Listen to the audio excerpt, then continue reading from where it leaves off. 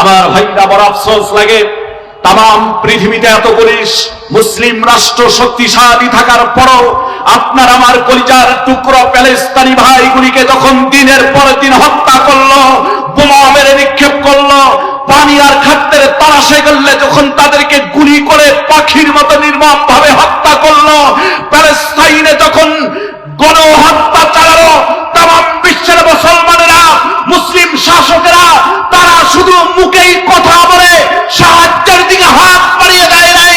আমি বলছিলাম, যদি সমগ্র মুসলিম রাষ্ট্রের প্রধানরা তারা যদি একটা হুঙ্কার দিয়ে যা আছে তাই নিয়ে যদি বাতিলের বিরুদ্ধে ঝাঁপিয়ে পড়তো, নিঃসন্দেহে ইসরায়েল খাত হতে বাধ্য হতো। নবীজি সিজদায় পড়ে কান্না শুরু করে দিলেন সেই বদরের প্রান্তে।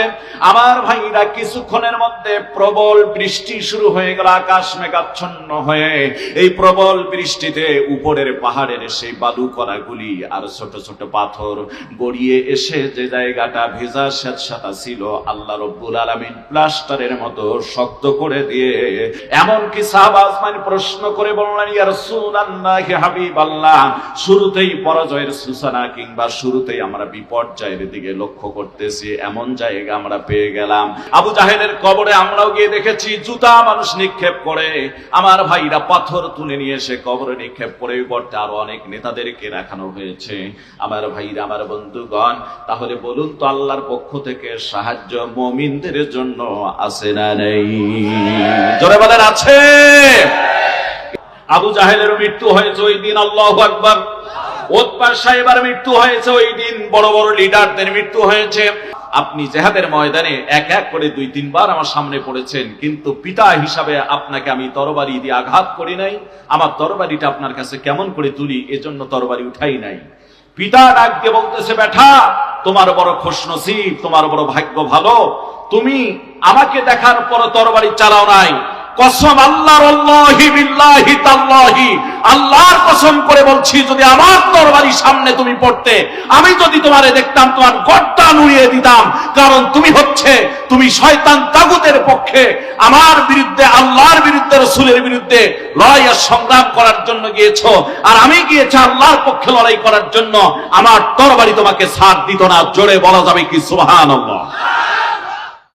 মাদিনাতুল মানওয়ারায় হিজরত করে চলে আসার পর এখান থেকে নিয়ে তিনি সেই 130 মাইল রাস্তা মাত্র 313 জন সাহাবীদেরকে নিয়ে পায়ে হেঁটে, এই লম্বা পথ, কোন রাস্তা নাই, পাহাড়ের রাস্তা, লক্ষ লক্ষ হাজার হাজার পাহাড় পেরিয়ে তিনি বদরের প্রান্তে গেলেন। পক্ষান্তরে কুরাইশ কাফিরারা এসে আগেই একটা ভালো জায়গা নির্ণয় করে নিয়েছেন যুদ্ধ করার জন্য। মুসলমান ভাইরা, আমার মুসলমানরা গিয়ে একটা নিচু জায়গা, ভেজা স্যাঁতস্যাঁতা জায়গা পেয়েছেন, যেখানে পায়ের খুঁটি দিলে পা নিচের দিকে পিছলিয়ে চলে যায় পিছনের দিকে।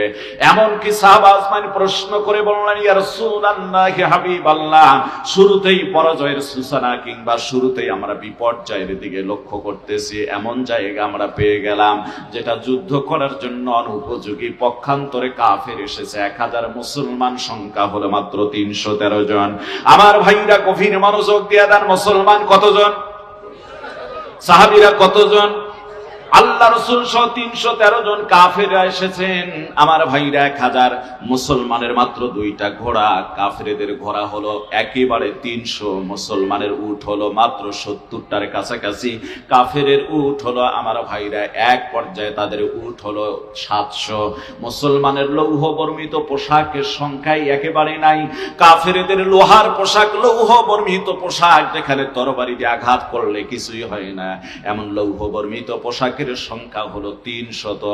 আল্লাহর হাবিব সাহাবা আজমাইনদেরকে যখন সাহাবারা প্রশ্ন করলেন, আল্লাহর হাবিব বললেন, ধৈর্য ধারণ করো, আল্লাহর পক্ষ থেকে নসরত, সাহায্য আসলে এগুলি কিছুই না, এই জায়গায় আমাদের জন্য আল্লাহ কল্যাণ বানায় দিতে পারেন। জোরে বলুন সুবহানাল্লাহ। নবীজি সিজদায় পড়ে কান্না শুরু করে দিলেন সেই বদরের প্রান্তে। আমার ভাইরা কিছুক্ষণের মধ্যে প্রবল বৃষ্টি শুরু হয়ে গেল, আকাশ মেঘাচ্ছন্ন হয়ে।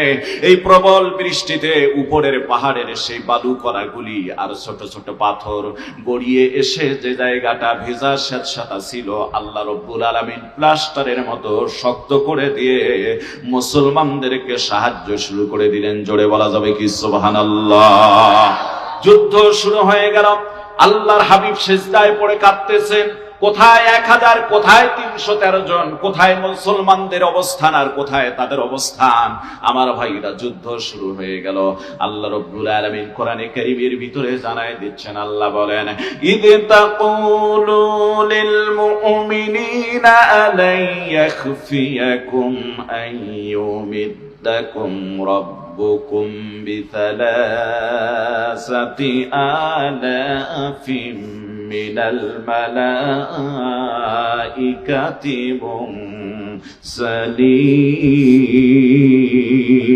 মুরসালিন। যুদ্ধ শুরু হয়ে গেল। আল্লাহর হাবিব সিজদায় পড়ে কাঁদতেছেন। নবী মুহাম্মদ সাল্লাল্লাহু আলাইহি ওয়াসাল্লাম আল্লাহ পাক ডাক দিয়ে বলেন, নবী আপনি কাঁদবেন না, আপনার কান্না আমি আল্লাহ সহ্য করতে পারি না। আমি ঘোষণা করে দিলাম এই যুদ্ধে আপনাকে আমি 3000 ফেরেশতা নাজেল করে সাহায্য করব। জোরে বলা যাবে কি সুবহানাল্লাহ। এ কথাই আল্লাহ পাক বলেন, নবী গো স্মরণ করুন সেকালের কথা যখন আপনি বদরের সাহাবীদেরকে, বদরের মুমিনদেরকে বলেছিলেন, এটা কি তোমাদের জন্য যথেষ্ট নয় যে আল্লাহ সুবহানাহু ওয়া তাআলা 3000 ফেরেশতা নাযিল করে তোমাদেরকে সাহায্য করবেন? আমার ভাইরা, এই যুদ্ধে মুসলমানের সংখ্যা মাত্র 313 জন, তার ভিতরে 14 জন সাহাবা আজমাইন শহীদ হয়ে গেলেন। শুহাদা আজমাইন হলেন 14 জন, আর কাফেরের অসংখ্য লিডার, অসংখ্য লোক জাহান্নামে চলে গিয়েছেন। সুবহানাল্লাহ বলেন। আবু জাহেলের মৃত্যু হয়েছে ওই দিন, আল্লাহু আকবার। উতবা সাহেবের মৃত্যু হয়েছে ওই দিন, বড় বড় লিডারদের মৃত্যু হয়েছে। আবু জাহেলের কবরে আমরাও গিয়ে দেখেছি জুতা মানুষ নিক্ষেপ করে। আমার ভাইরা, পাথর তুলে নিয়ে এসে কবরে নিক্ষেপ করে। বর্তে আরো অনেক নেতাদেরকে দেখানো হয়েছে। আমার ভাইরা, আমার বন্ধুগণ, তাহলে বলুন তো আল্লাহর পক্ষ থেকে সাহায্য মুমিনদের জন্য আছে না নেই? জোরে বলেন আছে। এই বিষয়গুলি নিয়ে যদি আমি এই বদরের আলোচনা নিয়ে যদি আলোচনা করি, 2 দিন 3 দিন সময় চলে যাবে তোরপর, তারপরও আমি এই বিস্তারিত আলোচনাগুলি শেষ করতে পারবো না। ওটা আমাদের বোঝার উদ্দেশ্য নয়, আজকের ওই আলোচনার উদ্দেশ্য নয়। আলোচনা হলো শুধুমাত্র এতটুকু বোঝানোর, আল্লাহর সাহায্য যদি প্রকৃত মুমিন হয়, আল্লাহর সাহায্য আসবে, এতে কোনো সন্দেহ নেই। জোরে বলেন কথা ঠিক কিনা? মুসলমান ভাইরা আমার, আল্লাহ পাক কোরআনে কারীমের ভিতরে দেখুন, গভীর মনোযোগ দিয়ে দেন। এই মদিনাতুল মুনাওয়ারা থেকে যখন আল্লাহর নবী হিজরত করে, আল্লাহর নবী যখন মক্কা থেকে হিজরত করে মদিনাতুল মুনাওয়ারায় চলে গেলেন, আমার ভাইরা, যখন তিনি ইসলামী রাষ্ট্র কায়েমের জন্য, ইসলামী স্টেট কায়েমে করার জন্য জিহাদের ময়দান কায়েম করা শুরু করে দিলেন। মাইলের পর মাইল, 130 কিলোমিটার রাস্তা, 85 মাইল পর্যন্ত পায়ে হেঁটে গেলেন। আল্লাহর সাহায্য দেখেন আসা শুরু হয়ে গেল। আল্লাহ পাক বলছেন, বান্দারে, যদি তোমরা আমার দিন কায়েমের চেষ্টা, ঘুম ভাঙা নিবিড়, এখনো কি গাইতে হবে ঘুম ভাঙা নিবিড়। মসজিদের কোণে বসে শুধুই তসবিহ নয় রে আর, তোর হাতে এখন বানায় শুধু ঝকমকে তলোয়ার। গর্দান নিতে ওই জালিমেরা রে মুজাহিদ, গর্দান নিতে ওই জালিমেরা রে মুজাহিদ, এখনো কি গাইতে হবে ঘুম ভাঙা নিবিড়। আল্লাহু আকবার। আমার ভাইরা, বড় আফসোস লাগে, তাম পৃথিবীতে এতগুলি মুসলিম রাষ্ট্র শক্তিশালী থাকার পরও আপনার আমার কলিজার টুকরো প্যালেস্তানি ভাইগুলিকে যখন দিনের পর দিন হত্যা করলো, বোমা মেরে নিক্ষেপ করলো, পানি আর খাদ্যের তালাশে গেলে যখন তাদেরকে গুলি করে পাখির মতো নির্মম ভাবে হত্যা করলো, প্যালেস্তাইনে যখন গণহত্যা চালালো, তাম বিশ্বের মুসলমানেরা, মুসলিম শাসকেরা, তারা শুধু মুখেই কথা বলে সাহায্যের দিকে হাত বাড়িয়ে দেয় নাই। আমি বলছিলাম, যদি সমগ্র মুসলিম রাষ্ট্রের প্রধানরা তারা যদি একটা হুঙ্কার দিয়ে যা আছে তাই নিয়ে যদি বাতিলের বিরুদ্ধে ঝাঁপিয়ে পড়তো, নিঃসন্দেহে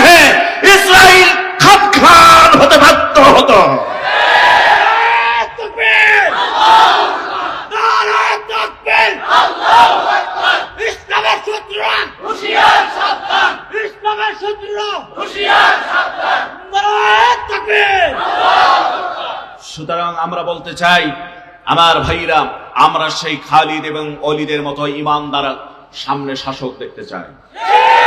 কথা বলেন ঠিক কিনা? যার কলিজায় থাকবে আল্লাহর ভয়, যার সিনায় থাকবে কোরআন, যার চেতনা থাকবে কোরআন সুন্নাহর আলো, এই সমস্ত ব্যক্তিগুলিকে আমরা দেখতে চাই। আল্লাহ যেন কবুল করে নেয়, বলুন না আমিন। আমার ভাইরা, আমার বন্ধুগণ, আফসোস লেগে যায়, সৌদি আরব আজকে এত উন্নত হয়েছে, পাহাড় ঘেরা দেশ। আফসোস করবেন আপনারা, যখন আমরা মক্কা থেকে মদিনায় তায়েফে গেলাম, জিয়ারতে গেলাম, যে ওখান থেকে আবার একটু ইহরামের কাপড় পরে, ওখানে একটা মিকাত রয়েছে, ইহরামের কাপড় পরবো, ফেরার পথে ইহরামের কাপড় পরে আবার এসে আমরা উমরা হজ আরেকটি আদায় করব। তো ড্রাইভারকে, পাকিস্তানি ড্রাইভার, ওনাকে বললাম যে আপনি সোজা রাস্তায় যাবেন, हम सीधी रास्ते में जाएंगे, सीधी राह में जाएंगे और वापस आने के वक्त यानी उतराएंगे जब तो জাবাল से उतराएंगे, জাবাল से আমরা নামবো, পাহাড় থেকে নামবো। তো তায়েফ থেকে যখন আমরা নামতেছিলাম ভিন্ন রাস্তায়, তখন সেটি ছিল জমিনের সমতল থেকে ৭,০০০ ফিট উপরে রাস্তা।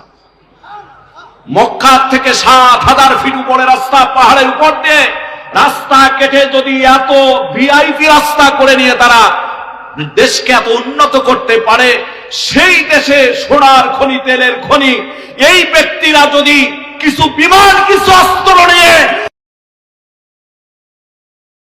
মাত্র ৮০ লক্ষ ইহুদি অস্তিত্ব খুঁজে পাওয়া চেতনা, কিন্তু সব নাসের পুতুল, মার্কিনের নাসের পুতুলে পরিণত হয়েছে। আল্লাহ তাআলা বলছেন, ফাইন তাবু আকামুস সালাতা ওয়া আতুজ যাকাতা ফাইখওয়ানুকুম ফিদ্দিন। যদি তোমরা তওবা করো, অর্থাৎ আল্লাহর বক্তব্য হচ্ছে, যদি তওবা করো কুফর শিরিক থেকে, আর নামাজ কায়েম করো, যাকাত আদায় করো, ফাইখওয়ানুকুম ফিদ্দিন, যারা তওবা করবে শিরিক কুফর থেকে, নামাজ কায়েম করবে, যাকাত আদায় করবে, আল্লাহ বলেন ফাইখওয়ানুকুম ফিদ্দিন, তারা হচ্ছে তোমাদের ভাই। জোরে বলুন না সুবহানাল্লাহ। আমরা আমাদের রক্তের সম্পর্কে দেখি, আমাদের আপন ভাই, চাচাতো ভাই, জ্যাঠাতো ভাই, ফুফাতো ভাই, খালতো ভাই, মামাতো ভাই, এরপর তালতো ভাই, অনেক ভাই আছে, কথা কয় না কেন? এগুলি আত্মীয়তার সম্পর্কের ভাই, এগুলি কেউ রক্তের ভাই। কিন্তু প্রকৃত পক্ষে আল্লাহর বক্তব্য হচ্ছে, তোমাদের দ্বীনি ভাই সে যে কি করবে, যে হচ্ছে কুফর শিরিক থেকে তওবা করবে, জীবনে কুফর শিরিক করবে না, নামাজ কায়েম করবে, যাকাত আদায় করবে। আল্লাহ বলেন ফাইখওয়ানুকুম ফিদ্দিন, তারা হচ্ছে তোমাদের দ্বীনি ভাই। জোরে বলুন না আল্লাহু আকবার। আমি মনে করি এখানে যারা এসেছেন আমাদের দ্বীনি ভাই, ঠিক কি কথা? এবং দ্বীনি ভাইয়ের সম্পর্ক রক্তের সম্পর্কের চেয়েও অনেক বেশি। সুবহানাল্লাহ বলেন। কারণ রক্তের সম্পর্ক শুধু রক্ত দিয়ে হয়, আর দ্বীনি সম্পর্কটা সরাসরি আল্লাহ রসুল পর্যন্ত পৌঁছে যায়। কথা বলেন না কেন, ঠিক কিনা? রক্তের সম্পর্ক শুধু আত্মীয়তা কিংবা রক্তের সাথেই শেষ, আর দ্বীনি সম্পর্ক সরাসরি আল্লাহ পর্যন্ত পৌঁছে যায়। কোথায় যায়? আরো জোরে বলেন, কোথায় যায়? আল্লাহ পর্যন্ত পৌঁছে যায়। এর একটা বাস্তব উদাহরণ দিয়েই আলোচনা শুরু করতে যাচ্ছি। সম্মানিত ভাইরা, কোন এক যুদ্ধে বাবা চলে গেছে মুসলমানদের পক্ষে যুদ্ধ করার জন্য, আর ছেলে চলে গিয়েছে তাগুত কাফিরের পক্ষে যুদ্ধ করার জন্য। অনেক নবীদের সন্তানও তো বেঈমান ছিল, কথা বলেন না কেন?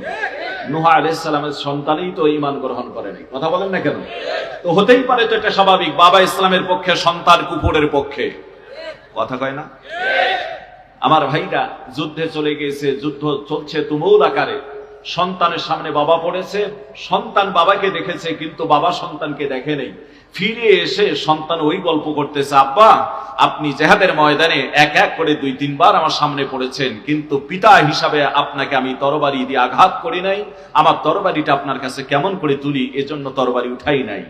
পিতা ডাক দিয়ে বলতেছে, বেটা তোমার বড় খুশনসিব, তোমার বড় ভাগ্য ভালো, তুমি আমাকে দেখার পর তরবারি চালাও নাই, কসম আল্লাহর, আল্লাহি বিল্লাহি তাল্লাহি, আল্লাহর কসম করে বলছি, যদি আমার তরবারি সামনে তুমি পড়তে, আমি যদি তোমারে দেখতাম তোমার গর্দান উড়িয়ে দিতাম। কারণ তুমি শয়তান তাগুতের পক্ষে আমার বিরুদ্ধে, আল্লাহর বিরুদ্ধে, রাসূলের বিরুদ্ধে লড়াই আর সংগ্রাম করার জন্য গিয়েছো, আর আমি গিয়েছি আল্লাহর পক্ষে লড়াই করার জন্য। আমার তরবারি তোমাকে ছাড় দিত না। জোরে বলা যাবে কি সুবহানাল্লাহ? এবার আপনাদের কাছে প্রশ্ন করি, দিনী সম্পর্ক বেশি হলো নাকি রক্তের সম্পর্ক বেশি? দলিল পেয়েছেন তো? এই জন্য দিনী সম্পর্কটাকে সবসময় বেশি ভালোবাসবেন। আল্লাহ যেন কবুল করে নেয়, বলুন আমিন। আর রাসূল বলেন আমিন। সম্মানিত ভাইরা, যতটুকু কথা বলবো খুবই গভীর মনোযোগ দিবেন। আমি অত্যন্ত অল্প সময়ের ভিতরে কোরআনে কারীম থেকে কিছু কথা আপনাদের মাঝে পেশ করব। আল্লাহ সুবহানাহু ওয়া তাআলা কোরআনে কারীমের এই আয়াতের ভিতরে জানাই দিচ্ছেন, আল্লাহ বলেন, ফাইন তাবু আকামুস সালাতা ওয়া আতুজ যাকাতা ফাইখানুকুম ফিদ্দীন। আল্লাহ পাক বলেন, যারা কুফর এবং শিরিক থেকে তওবা করলো আর কুফর শিরিক করবে না, নামাজ কায়েম করলো কিংবা নামাজ কায়েমের চেষ্টা করলো, আর সে কি করলো? যাকাত আদায় করলো। আল্লাহ বলেন, ফাইখানুকুম ফিদ্দীন, তারা হচ্ছে তোমাদের দ্বীনি ভাই। জোরে বলা যাবে কি সুবহানাল্লাহ? আল্লাহ আল্লাহ ডাক রে বান্দা, আল্লাহ আল্লাহ ডাক।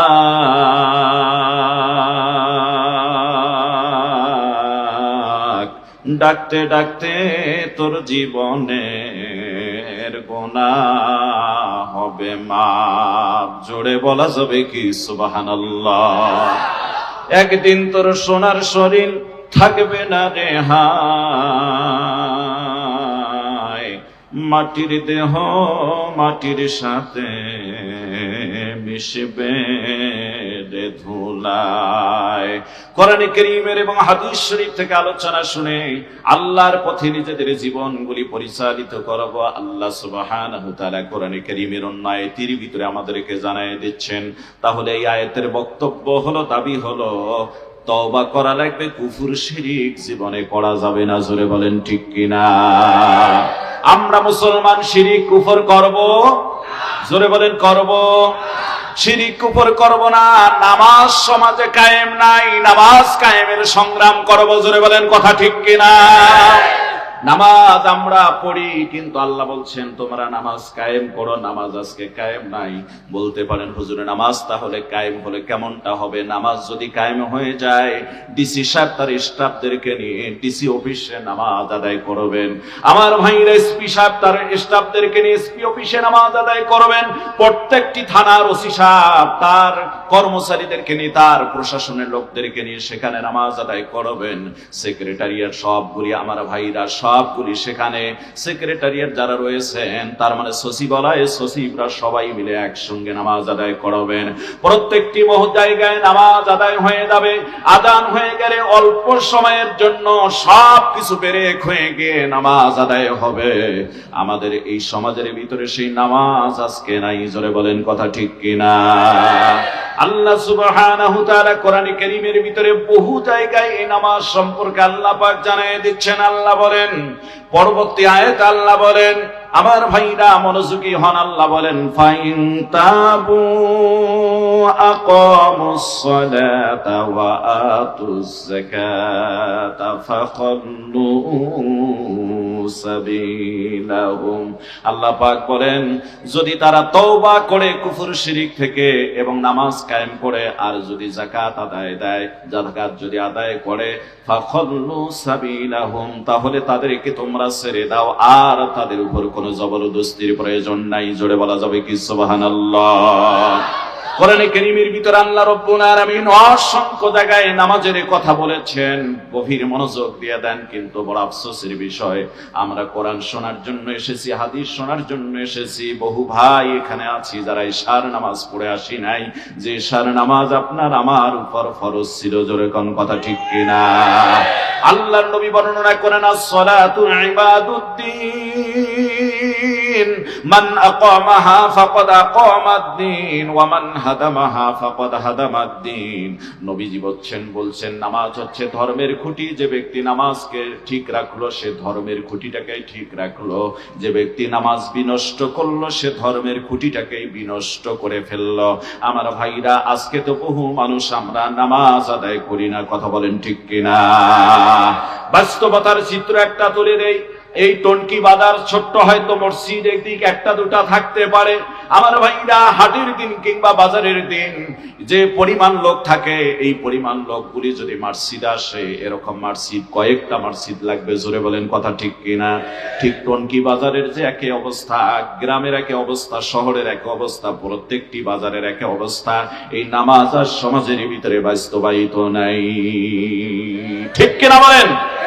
নামাজ সমাজের ভিতরে বাস্তবায়িত নাই গভীর মনোযোগ দিয়ে দেন আমার ভাইরা অথচ নামাজ হচ্ছে ধর্মের খুঁটি এই ধর্মের খুঁটিটাকে যারা বিনষ্ট করে ফেললো সে সব কিছুকেই বিনষ্ট করে ফেললো বান্দার আর আল্লাহর সাথে একেবারে সম্পর্ক হয়ে যায় একমাত্র সিজদার বিনিময় এজন্য কোরআনে কারীমের ছোট্ট আয়াতে আল্লাহ পাক জানাই দিচ্ছেন উসজুদ ওয়াকতারিব বান্দারে সিজদা দাও আর আমার নিকটবর্তী হয়ে যাও জোরে বলা যাবে কি সুবহানাল্লাহ বান্দা যখন সিজদায় চলে যায় তখন আল্লাহ তাআলার সবচেয়ে নিকটবর্তী হয়ে যায় বলুন আল্লাহু আকবার বান্দা যখন জমিনে সিজদা দেয় টাইলসে সিজদা দেয় মনে করতেছে ঘাসের উপর জমিনের উপর টাইলসের উপর সিজদা দিয়েছে কিন্তু না আমার আল্লাহ রব্বুল আলামিন বান্দার কপালের মধ্যে তার কুদরতি হাতটা ঠেকায় দেন জোরে বলা যাবে কি সুবহানাল্লাহ আরো জোরে বলেন সুবহানাল্লাহ মুসলমান ভাইদের আমার দিনী ভাইদের আমার মনোযোগী হয়ে যান গভীর মনোযোগ দেন অল্প সময়ের ভিতরে চুম্বক আকারে কিছু কথা আপনাদের মাঝে বলে দিয়ে যাই গভীর মনোযোগ দিয়ে দেন আল্লাহ সুবহানাহু তাআলা এই নামাজ আর সৎ কাজের আদেশটা নারী পুরুষ উভয়কে করতে বলেছেন আল্লাহ রাব্বুল আলামিন বলেন আল্লাহ পাক বলেন ওয়াল মুমিনুনা ওয়াল মুমিনাতু বা'দুহুম আউলিয়াউ বা'দ ইয়া'মুরুনা বিল মা'রুফি ওয়া ইয়ানহাউনা 'আনিল মুনকার ওয়া ইউকিমুনাস সালাতা ওয়া ইউতুনাজ যাকাতা ওয়া ইউতিউনা আল্লাহা ওয়া রাসূলাহু উলাইকা সায়ারহামুহুমুল্লাহ আল্লাহু আকবার আল্লাহর বক্তব্য হলো ওয়াল মুমিনুনা ওয়াল মুমিনাত মুমিন পুরুষ এবং মুমিনা নারী অর্থাৎ মুমিন পুরুষ আর মুমিনা স্ত্রীগণ সুবহানাল্লাহ বলে আউলিয়াউ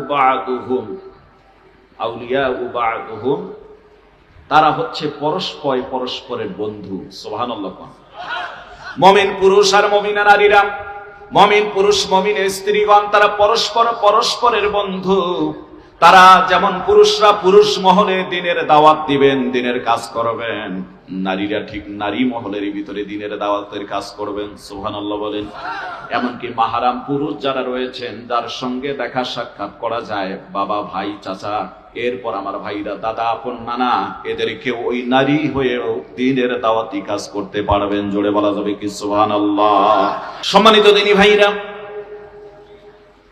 এজন্য আপনাদের কাছে বিনীত অনুরোধ করব বাকি জিন্দেগিটা যাতে সঠিক পথে গড়ে তোলা যায় একটু চেষ্টা করবেন 5 ওয়াক্ত নামাজ ছেড়ে দিবেন না আল্লাহ যেন আমাদেরকে তৌফিক দান করে বলুন আমিন নবীজির হাদিস এসেছে কানা রাসূলুল্লাহ সাল্লাল্লাহু আলাইহি ওয়াসাল্লাম ইদা হাযাবাহু আমরুন বা'দা ইলাস সালাহ নবীজির যখন কোনো সমস্যা পেশ আসতো কোনো হাজত চলে আসতো আল্লাহর হাবিব সাল্লাল্লাহু আলাইহি ওয়াসাল্লাম নবী হওয়ার পরও তিনি নামাজে দাঁড়িয়ে যেতেন জোরে বলুন সুবহানাল্লাহ সেই নামাজ আজ আমাদের নাই কথা কয় না কেন সেই নামাজ আমাদের আজকে নেই আল্লাহ রাব্বুল আলামিন অসংখ্য আয়াতের ভিতরে নামাজের কথা বলেছেন আমার ভাইরা খুব সংক্ষেপে আর দুটি আয়াতের কথা বলে আমার কাঙ্ক্ষিত যে কথা আমার বলার দরকার সেদিকে চলে যাচ্ছি মনোযোগী হয়ে যান আল্লাহ সূরাতুল মুসাম্মিলের ভিতরে জানায় দিচ্ছেন আল্লাহ বলেন ওয়াকিমুস সালাতা ওয়া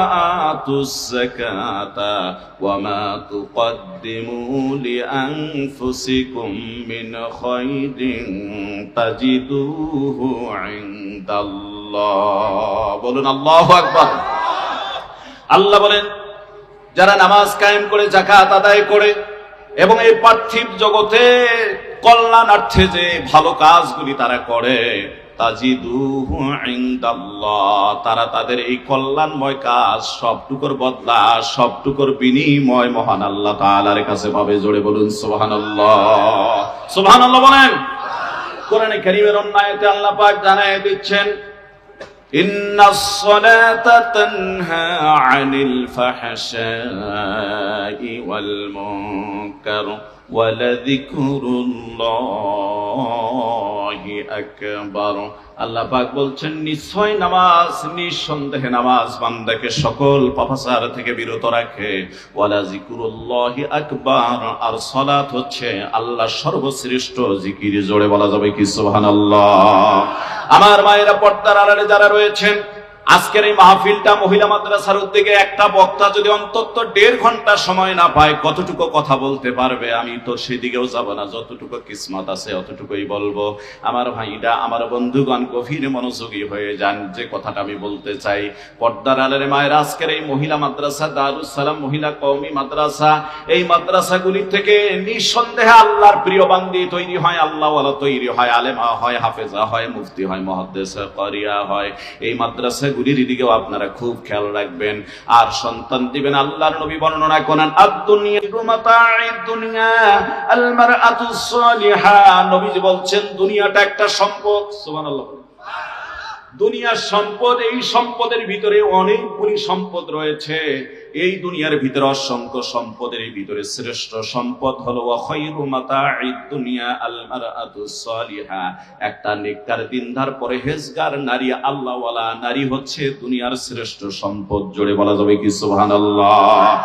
আমার ভাইরা, বলুন তো, মাদ্রাসাগুলির ভিতরে থেকে পর্দা করে সত্য কথা বলে, কোরআন শেখে, হাদিস শেখে, তারা মাসলা মাসাইল শেখে, তারা আল্লাহওয়ালা হয়, নিঃসন্দেহে এখানে শ্রেষ্ঠ নারী তৈরি হয়।